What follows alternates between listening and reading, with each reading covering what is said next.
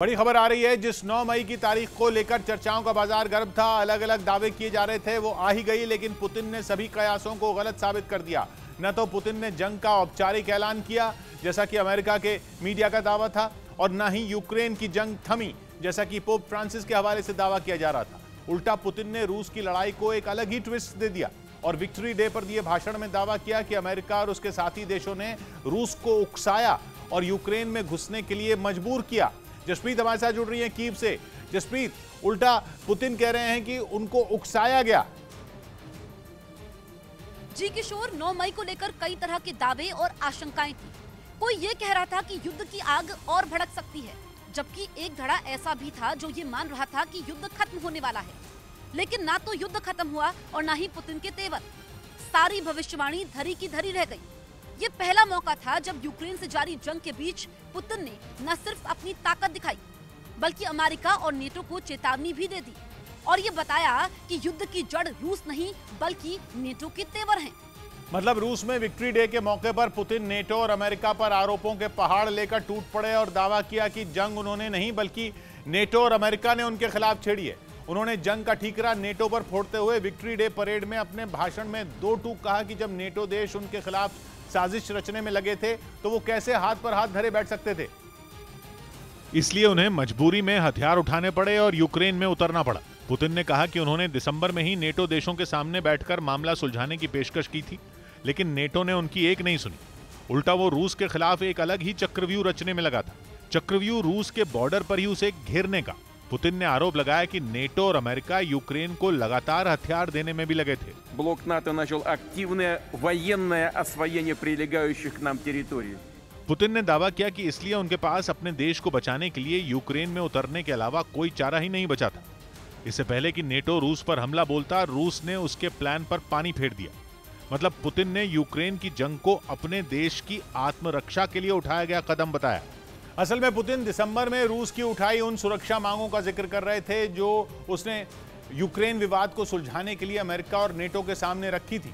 रूस की सबसे पहली मांग यह थी कि अमेरिका और नेटो उसे यह गारंटी दें कि वो यूक्रेन को कभी भी नेटो का हिस्सा नहीं बनाएंगे। रूस ने यह भी साफ कहा था कि यूक्रेन का मसला सिर्फ और सिर्फ तभी सुलझ सकता है जब नेटो उसके पड़ोस में यानी कि पूर्वी यूरोप में अपना विस्तार रोक दे। लेकिन जनवरी में अमेरिका और नेटो दोनों ने रूस की ये दोनों मांगे ही ठुकरा दी थी। तब अमेरिका के विदेश मंत्री एंटनी ब्लिंकन ने कहा था कि नेटो के दरवाजे हर देश के लिए खुले हैं और वो किसी भी देश को उससे जुड़ने से नहीं रोक सकते। उन्होंने ये भी कहा था कि ये यूक्रेन का हक है कि वो अपनी सुरक्षा के लिए किसी भी गठबंधन का हिस्सा बने और अगर उस पर हमला हुआ तो अमेरिका उसकी रक्षा के लिए खड़ा रहेगा। अमेरिका और नेटो के उसी जवाब को पुतिन ने यूक्रेन पर हमले की वजह बताया। उन्होंने दावा किया कि अमेरिका और उसके साथियों ने रूस के बॉर्डर पर बहुत बड़ा खतरा खड़ा कर दिया था। इतना ही नहीं, वो तो रूस को परमाणु जंग की धमकी तक दे रहे थे।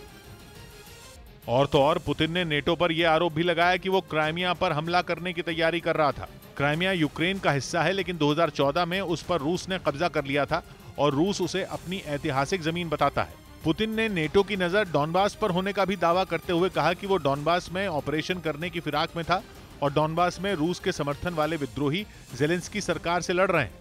इसी वजह से पुतिन ने यूक्रेन में जंग छेड़ने को बेहद जरूरी बताया। मतलब सीधे सीधे कहें तो उन्होंने यूक्रेन की जंग को रूस वर्सेस यूक्रेन नहीं बल्कि रूस वर्सेस अमेरिका की शक्ल देने की कोशिश की। उधर रूस ने विक्ट्री डे परेड के दिन पूर्वी यूक्रेन के लुहांस्क में एक शक्तिशाली रेडार सिस्टम को उड़ा देने का दावा किया। यह रेडार सिस्टम अमेरिका की तरफ से यूक्रेन को जंग में मदद के तौर पर दिया गया था और उसे रूस ने ठीक उस दिन निशाना बनाया जब उसकी सेना मॉस्को में विक्ट्री डे परेड कर रही थी। रूस ने दावा किया कि उसकी सेना के हमले में अमेरिका की तरफ से यूक्रेन को मिला रेडार सिस्टम पूरी तरह तबाह हो गया। रूस की सेना के मुताबिक रेडार सिस्टम की तबाही यूक्रेन के लिए किसी बड़े झटके से कम नहीं है, क्योंकि अमेरिका के ये रेडार सिस्टम बेहद शक्तिशाली है। ये 50 किलोमीटर दूर से किए गए हमले की भी सटीक जानकारी दे सकता है। इस रेडार सिस्टम की मदद से दुश्मन की तरफ से दागे गए गोले और रॉकेट का पता आसानी से लगाया जा सकता है। यही नहीं, इसकी मदद से उस जगह का भी पता लगाया जा सकता है जहां से हमला किया गया हो। यूक्रेन के कुछ शहरों में विक्ट्री डे परेड निकालकर पुतिन के समर्थकों ने जेलेंस्की को चुनौती दी।